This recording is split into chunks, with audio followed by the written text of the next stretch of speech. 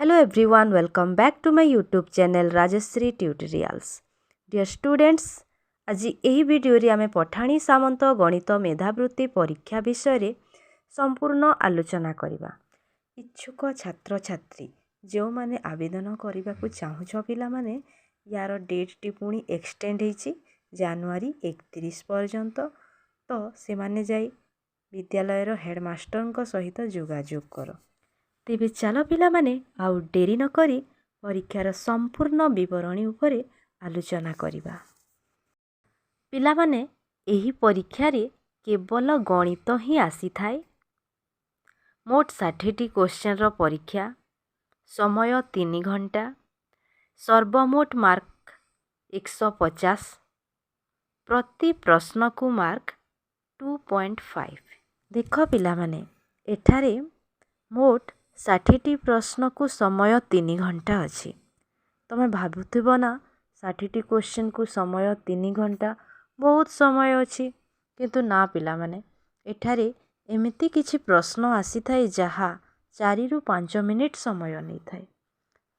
तेणु एठारे समय 3 घंटा अच्छी। पिला माने आमे परिश्रम करिबा, अभ्यास करिबा, तेबे जाई आमे परीक्षा रे सफल होई पारिबा।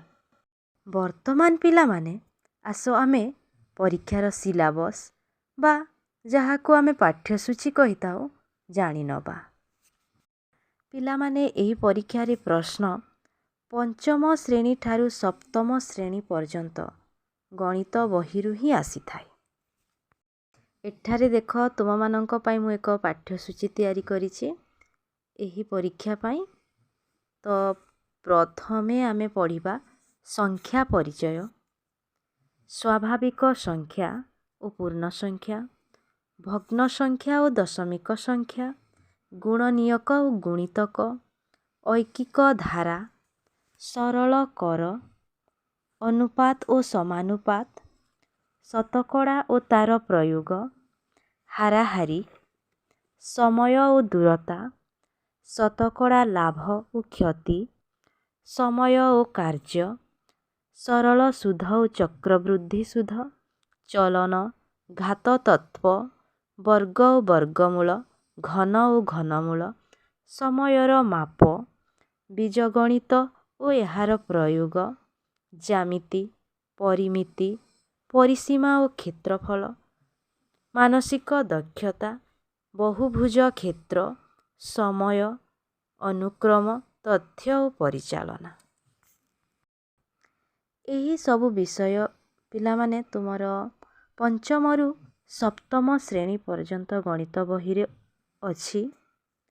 तो एही सबु टॉपिक उपरे आमे पुणी नुआ वीडियो तयारी करिबी ओ सेथिरे प्रत्येक विषय रे विशद भावरे आलोचना करिबा। सो माय डियर स्टूडेंट्स, तुम माने जदि ए पर्यंत चैनल टी सब्सक्राइब करि ना हो सब्सक्राइब करिनियो, जहा फलरे तुम मानक निकटरे एही परि नुआ नुआ वीडियोर नोटिफिकेशन शीघ्र पहुँची पारिबो। वीडियोटी को शेष पर्यंत देखिथिबारु many thanks to all of you my dear students. Have a bright future.